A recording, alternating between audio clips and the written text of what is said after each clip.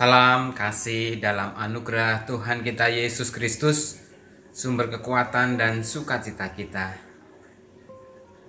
Jumpa lagi dengan saya, Pendeta Adi Cahyono, dalam program Sapaan Gembala GKI Delima.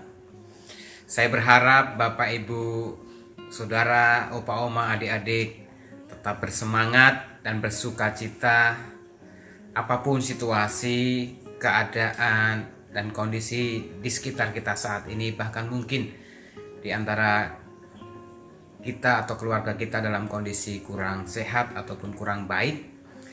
Kita percaya Tuhan senantiasa menyertai kita, bersama dengan kita, dan tahu apa yang kita alami dan kita rasakan. Pada saat ini saya akan mengajak kita merenungkan firman Tuhan dengan tema Teguhkanlah Keyakinanmu, yang didasarkan dari kitab Lukas pasalnya yang ke-21 ayat 7 sampai dengan ayat 19. Lukas 21 ayat 7 sampai 19 akan sama-sama kita menikmatinya. Bacaan ini dari sabda.org atau sabda.id. Namun sebelumnya mari kita berdoa. Terpujilah Engkau ya Allah untuk segala kasih dan rahmat yang terus Engkau nyatakan dalam hidup kami. Bila pada saat ini kami bersama-sama akan membaca dan merenungkan firman-Mu, tolonglah kami Tuhan di tengah segala keterbatasan, bahkan suasana hati kami yang mungkin mencekam. Tuhan berkarya lewat kuasa Roh Kudus-Mu. Dalam Yesus kami berdoa. Amin. Dan murid-murid bertanya kepada Yesus, katanya, Guru, bila manakah itu akan terjadi? Dan apakah tandanya kalau itu akan terjadi? Jawabnya, Waspadalah, supaya kamu jangan disesatkan. Sebab banyak orang akan datang dengan memakai namaku, dan berkata, Akulah dia. Dan saatnya sudah dekat. Janganlah kamu mengikuti mereka. Dan apabila kamu mendengar tentang peperangan dan pemberontakan, janganlah kamu terkejut. Sebab semuanya itu harus terjadi dahulu. Tetapi itu tidak berarti kesudahannya akan datang segera. Ia berkata kepada mereka, Bangsa akan bangkit melawan bangsa, dan kerajaan melawan kerajaan. Dan akan terjadi gempa bumi yang dahsyat, dan di berbagai tempat akan ada penyakit sampar dan kelaparan. Dan akan terjadi juga hal-hal yang mengejutkan dan tanda-tanda yang dahsyat dari langit. Tetapi sebelum semuanya itu, kamu akan ditangkap dan dianiaya. Kamu akan diserahkan ke rumah-rumah ibadat dan penjara-penjara. Dan kamu akan dihadapkan kepada raja-raja dan penguasa-penguasa oleh karena namaku. Hal itu akan menjadi kesempatan bagimu untuk bersaksi. Sebab itu tetapkanlah di dalam hatimu, supaya kamu jangan memikirkan lebih dahulu pembelaanmu. Sebab aku sendiri akan memberikan kepadamu kata-kata hikmat, sehingga kamu tidak dapat ditentang atau dibantah lawan-lawanmu. Dan kamu akan diserahkan juga oleh orang tuamu, saudara-saudaramu, kaum keluargamu, dan sahabat-sahabatmu. Dan beberapa orang di antara kamu akan dibunuh. Dan kamu akan dibenci semua orang oleh karena namaku. Tetapi tidak sehelai pun dari rambut kepalamu akan hilang. Kalau kamu tetap bertahan, kamu akan memperoleh hidupmu. Bapak, Ibu, Opa, Oma, dan adik-adik yang dikasih Tuhan, ada sebuah ungkapan yang mengatakan bahwa jauh lebih banyak manusia mati karena bakteri ataupun kuman yang tidak kelihatan, tidak kasat mata, karena terlalu kecil, daripada karena mati diterkam harimau yang jauh lebih besar, lebih kuat, dan lebih seram penampakannya. Bapak, Ibu, saudara-saudara, ungkapan ini rasanya benar-benar tepat terjadi, menggambarkan keadaan di sekitar kita, khususnya di Indonesia beberapa waktu belakangan ya. Minggu lalu, tepatnya pada tanggal 7 Juli 2021 angka kematian orang yang terpapar COVID-19 sudah tembus lebih dari 1.000 per hari. Sebuah rekor ya, baru sejak Indonesia dinyatakan pandemi sejak Maret tahun lalu. Dan kita tahu beberapa hari ini belakangan angka positif sudah tembus lebih dari 30.000, bahkan nyaris 40.000 orang yang positif. Sebuah jumlah yang sangat banyak. Suasana situasi ini sangat mencekam. Mirip apa yang terjadi di India beberapa bulan yang lalu, di mana ada banyak ratusan ribu orang yang terpapar, bahkan yang meninggal sampai kewalahan ditangani.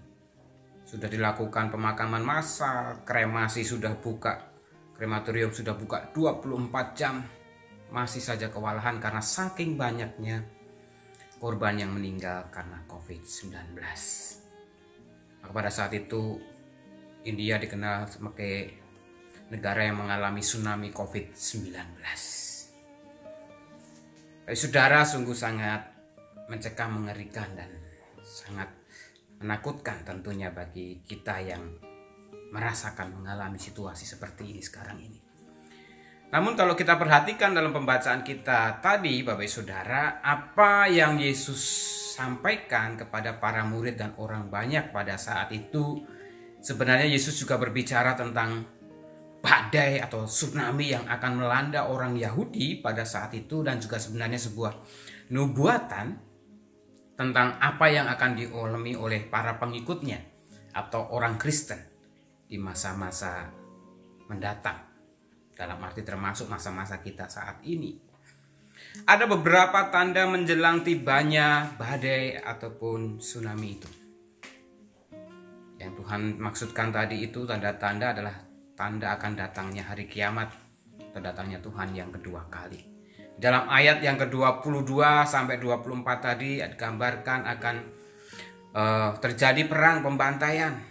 Bait Allah yang dipuja-puja atau dikagumi oleh orang-orang Yahudi termasuk para murid. Kalau kita baca ayat sebelumnya, ayat 5 dan 6, murid sangat terkagum dengan bait suci pada saat itu. Tapi Tuhan Yesus mengatakan bahwa bait itu akan runtuh, akan hancur. Dan yang terakhir juga Tuhan mengatakan di dalam nubuatannya tadi bahwa bangsa akan bertikai, kehancuran lingkungan hidup, ekologi, dan salah satu yang mungkin menjadi concern kita saat ini, Bapak Saudara, Yesus juga menyebutkan akan adanya wabah, sebuah penyakit yang bisa menghabisi manusia dalam kurun waktu yang cepat, seperti ungkapan di awal yang saya sebutkan tadi, Bapak Saudara.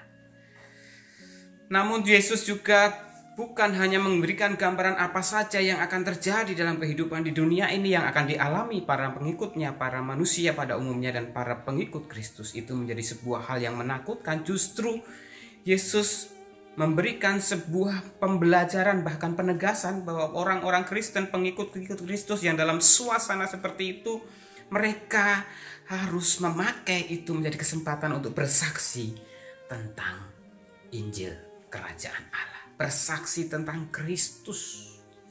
Yesus minta agar para pengikutnya, baca orang Kristen, harus mampu menjadi saksi bagi orang lain di tengah semua realita yang mencekam, menakutkan bagi banyak orang, termasuk para pengikutnya. Menarik Bapak Saudara, di tengah segala kekhawatiran, kegentingan, ancaman itu, Yesus memberikan sebuah perintah untuk para pengikutnya, justru menjadikan ini sebagai kesempatan untuk mempersaksikan tentang Kristus. Tapi menarik Bapak Saudara, Yesus bukan hanya memberikan perintah, tetapi dia juga memberikan sebuah penegasan tentang apa yang akan terjadi, apa yang akan dialami, apa yang akan dirasakan oleh para pengikutnya. Yesus memberikan sebuah penegasan bahwa mereka akan disertai. Bahkan kepada mereka akan beroleh kekuatan, hikmat untuk menghadapi setiap situasi-situasi yang menakutkan dan mencekam itu. Dan yang pada bagian akhir Yesus mengatakan, pada setiap mereka yang setia sampai akhir, mereka akan mendapat mahkota kehidupan abadi di ayat yang ke-19. Dengan demikian Bapak Saudara, terhadap realita kehidupan zaman, baik itu peperangan, baik itu bencana alam, kerusakan ekologi, bahkan di tengah wabah pandemi sekalipun, sebenarnya Tuhan sudah tahu apa yang akan terjadi tentang dunia ini, bahkan yang akan dialami para pengikutnya. Tuhan tahu. Dan menariknya Tuhan sudah memberitahukan itu kepada para pengikutnya.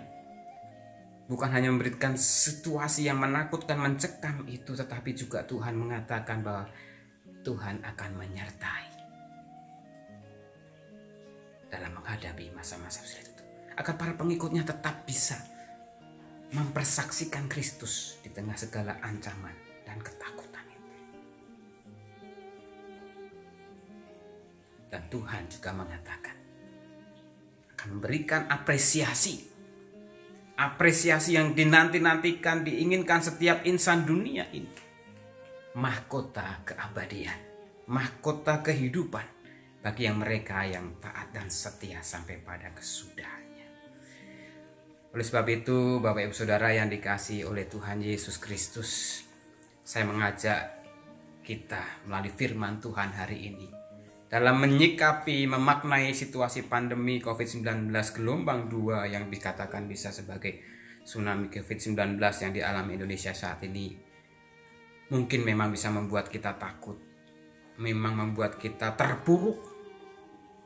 Tapi biarlah firman Tuhan hari ini boleh meneguhkan keyakinan kita. Tuhan tahu kok apa yang akan terjadi dengan dunia ini. Dan yang lebih penting, Tuhan juga tahu kekhawatiran kita, ketakutan kita, apa yang akan kita alami. Oleh sebab itu Dia akan menyertai, memberikan kekuatan, dan akan memperlengkapi kita.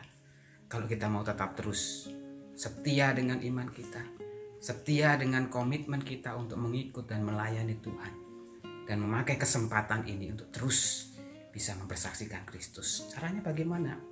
Caranya bagaimana kita tetap optimis, tetap yakin bahwa semua ini dapat kita lalui ketika kita bisa bersama-sama di dalam Tuhan.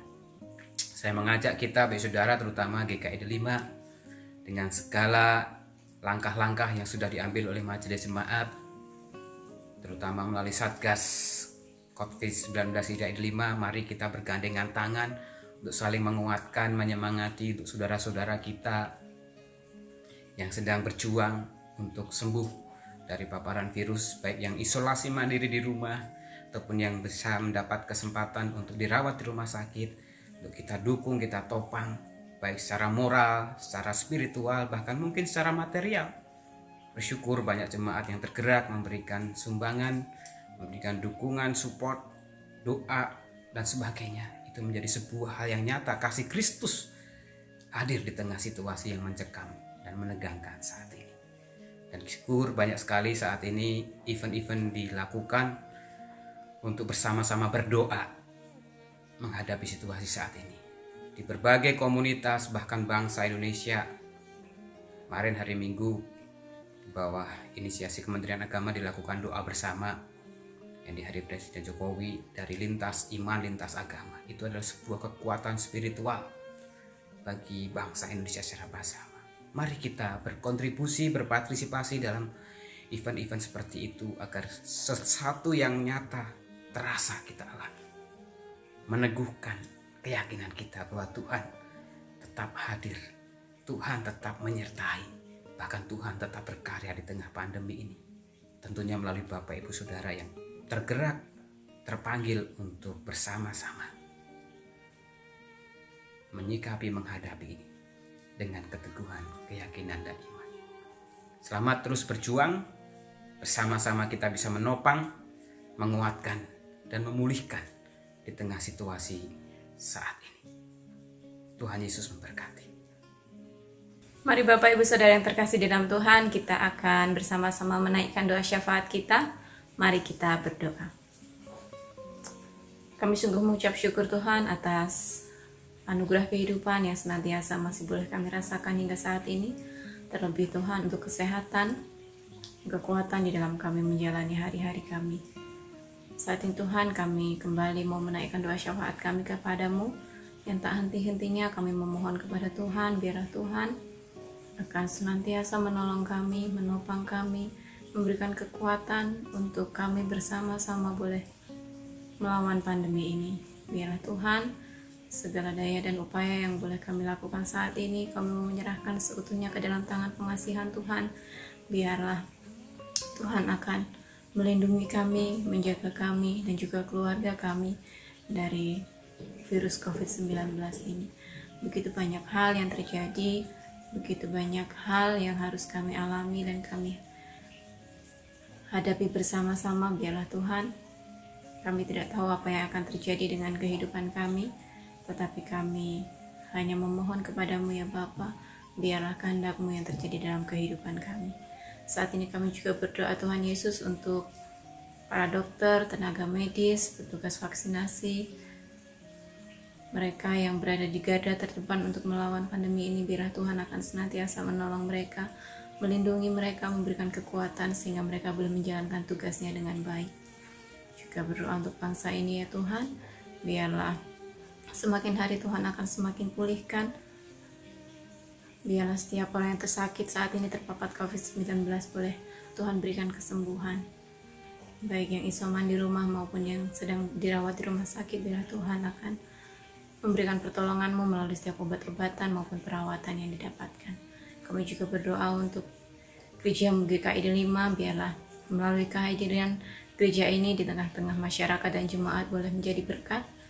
Begitu banyak hal yang Tuhan sudah persiapkan, Tuhan memakai para pendeta, aktivis, maupun jemaat yang tergerak untuk memberikan bantuan, dukungan di masa-masa pandemi ini. Biarlah Tuhan, setiap apa yang dilakukan oleh gereja-Mu ini boleh menolong bagi setiap jemaat dan sesama, bagi yang membutuhkan pertolongan terlebih di masa-masa pandemi ini. Biarlah Tuhan, gereja-Mu ini boleh hadir menjadi berkat melalui setiap pelayanannya. Kiranya Tuhan akan memberkati. Dan indah Tuhan, setiap doa dan syafaat kami yang akan kami akhiri dengan doa yang Tuhan ajarkan kepada kami. Jadilah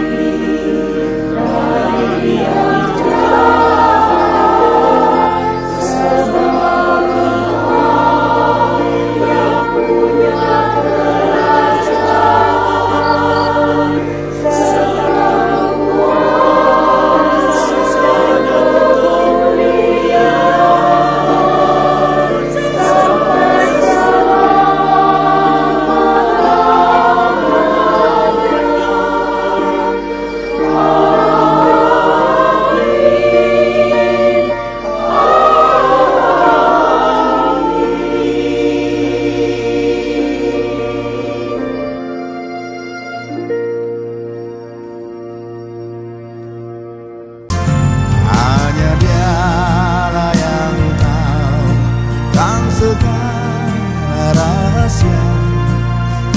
Tiada ku takutkan kuasa gelap, masa yang datang tak jelas, tapi ini terang bagiku, tangan Tuhan yang atur segala.